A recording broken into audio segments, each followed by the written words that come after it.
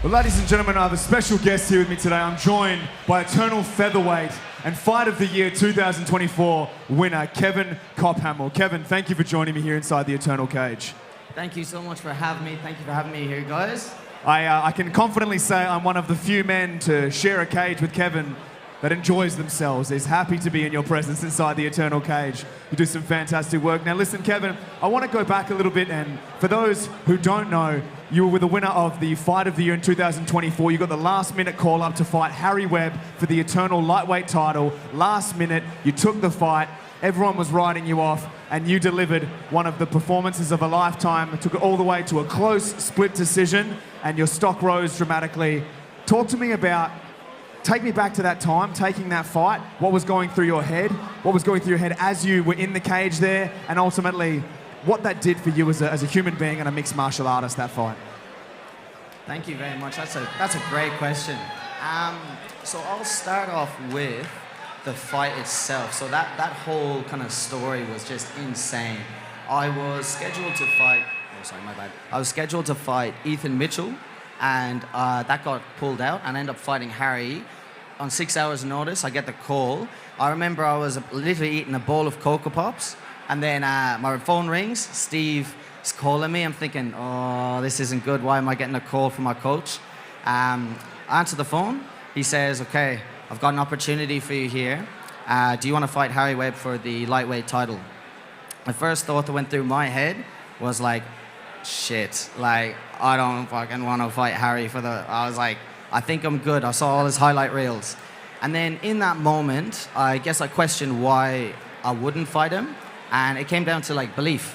And I call myself the devoted because I am devoted to my faith. And my faith is what allows me to do things that I don't believe I could do within my own limits. So based off of that, I took the fight.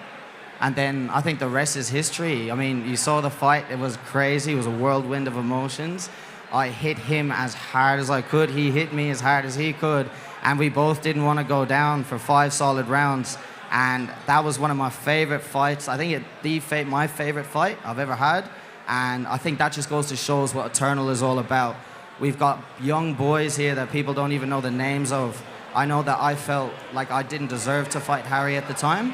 And I remember there was an Instagram comment when the fight got announced. And it said, they've really scraped the bottom of the pile here to fight Harry. And I remember that's kind of like my motivation here when we talk about trying to make your way up in the ranks. You look at the guys like Quillen, Cody Haddon, guys in the UFC. They've come from this very cage. They've come from this very spot.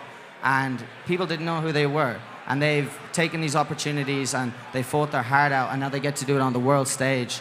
And I guess I'm just so excited and blessed to be able to be a part of this promotion, to share within that kind of like uprising of MMA here in Perth and in Australia.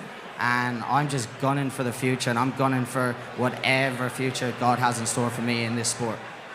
Well, Kevin, that's a beautiful answer. And listen, you mentioned previous champions here at Eternal.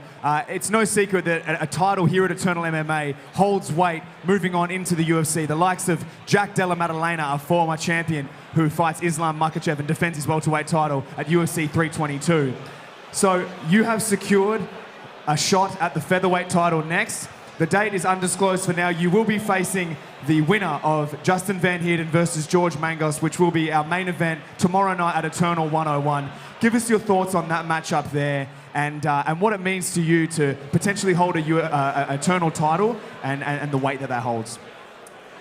Well, I almost held an Eternal title. Nah, I'm only joking. An Eternal title is something that means a lot to me. I have wanted to fight for a title for Eternal in the featherweight division since I began kind of like my career, like trying to make my way through the ranks. To finally have that opportunity is a blessing for me, and I see it as a big challenge. I don't see it as something that's just given. I definitely feel as though I've earned it, and I don't just want to be given handouts. I want hard fights. I want challenges. I want to grow. I want to be better every day, and I want to make it to the top, the very top. And I'm not going to be able to do that without challenge. So I want to fight the best of the best. I want to wish both boys luck as well for the fight. Best of skill, fight your hearts out, boys. And yeah, I just think it's an honor to be able to fight you guys. So I look forward to what's going to happen. Kevin, I think I speak for fight fans everywhere when I say I'm excited to see what the future holds for the Devoted. Early 2026, the featherweight title, you will be contesting someone in there, but the guarantee is you will be there, Kevin Kophamel. Thank you so much for taking the time, and look forward to seeing you inside the Eternal Cage again soon. Brilliant. Thank you so much, Blake. Ladies and gentlemen, Kevin Kophamel.